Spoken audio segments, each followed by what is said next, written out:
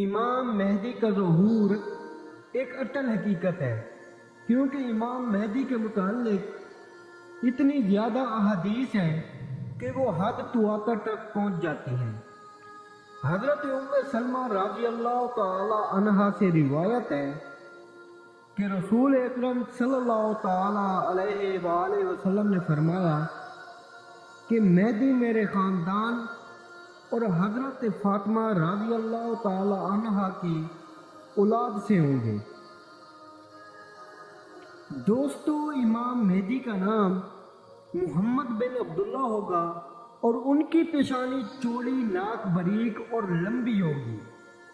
انہیں اللہ تعالیٰ ایک ہی رات میں خلافت کے لیے تیار کر دیں گے۔ جب ان کا ظہور ہوگا تو زمین ظلم و جور سے بھری ہوگی، لیکن وہ زمین کو اس قدر عدل و انصاف سے بھر دیں گے جس قدر وہ پہلے ظلم و ستم سے بھری ہوئی تھی۔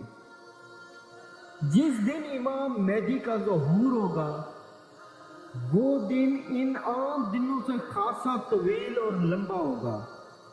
امام مہدی بیت اللہ شریف میں پناہ لیں گے تو ایک لشکر امام مہدی اور ان کے ساتھیوں کو ہلاک کرنے کے لیے بیت اللہ پر چڑھائی کرنے کا ارادہ رکھے گا، جسے اللہ تعالیٰ مقام بیضاء پر زمین میں دنسا دیں گے۔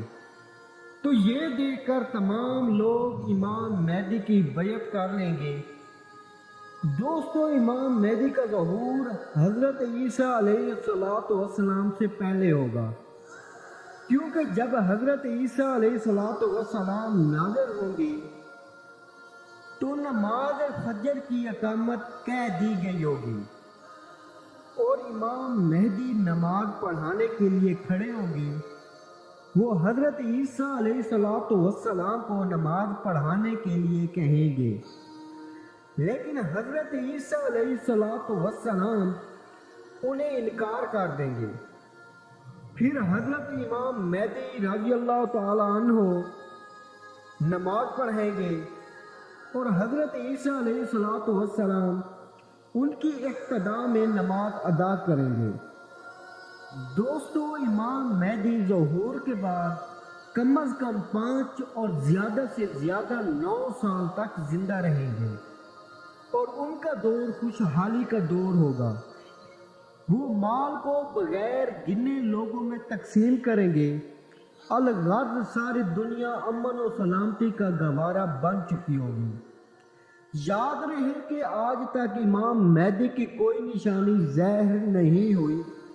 اگر کوئی مہدی ہونے کا دعویٰ کرے گا تو وہ پرلے درجے کا جھوٹا اور بے ایمان ہوگا۔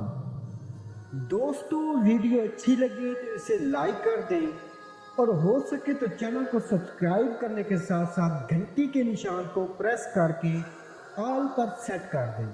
والسلام۔